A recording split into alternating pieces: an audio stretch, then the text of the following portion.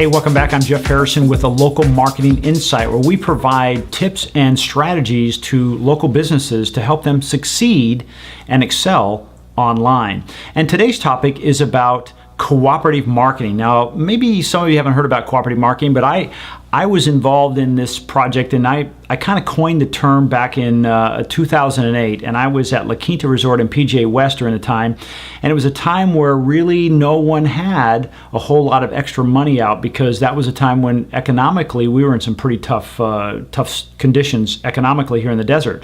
So what it is, I started reaching out to business partners in the desert that had like clientele, but we didn't compete. So as an example, we wanted golfers to come to our facility.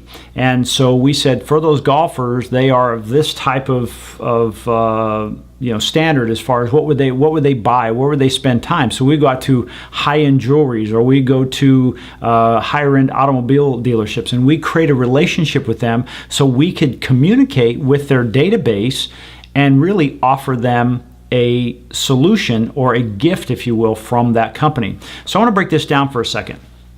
Let's say you are a business and you don't have a database, but you need to generate some sales. Well, one of the ways you can do it, and let's say you have a retail women's clothing store, and pick a spot in the desert, your retail women's clothing store. So what other kind of businesses would be your ideal clientele, but you don't compete against them? Because here's the problem. Let's say you don't have a ton of money to do advertising, traditional or otherwise, online or traditional. By the way, if you can't afford to do online advertising, you're just not trying, because at the end of the day, you can run fashion shows every day if you want to, and not cost you a dime with live streaming programs like Periscope or even Meerkat or Blab. Probably not Blab. Blab is a little different, but you might get some of the people on Blab who actually are the designers of those clothes you're doing the runway on, and you could have conversation with them. What a great idea. You might want to write that one down if you're having women's or men's fashion. So anyway, let's say you go out and you say, I don't have the money to do this advertising, but I need to get some traffic in my store. I want foot traffic in my store. Well, you can say, well, let's see, I have my clientele, my ideal client is this age, this is the demographic, financially, this is where they're at. And then go out and look and say, well, what are the kind of businesses out there would provide that platform that I could communicate with? Well, let's just say, for instance, it's a jewelry store. And maybe it's, I'm trying to think of the jewelry store here in the desert's name, Leeds and Sons, okay? So real nice, they do a ton of advertising. But now let's say, for instance, you're able to communicate with their database. You go to them and say, hey, listen, I have this women's boutique down there, high end, it fits your demographic, but what I'd like to do is I want to offer you and your clients a special pricing on our product. And I'll write the letter, and it'll be a referral letter, but I want, if you would, just send it out to your database.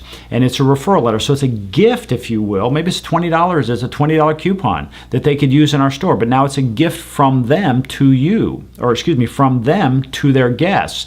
And when they see this, because it's a referral, the chances are they'll take higher action. We all know when something's referred to us, we take higher action versus just, let's say, a direct mail piece that comes out that has maybe a 1 or 2% success rate. I think you'll see your success rate go way up.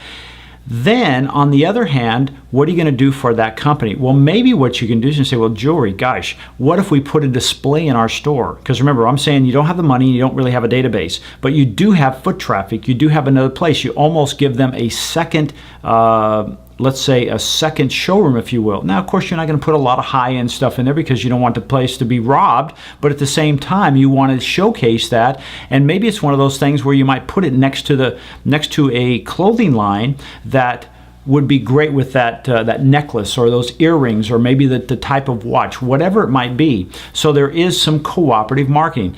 Neither of these cost either business any money whatsoever, because you're going to email that. You're going to have to put together some kind of an email piece that you can put out, which again, you can do virtually free. I call this cooperative marketing. Now, let me give you kind of some results of this.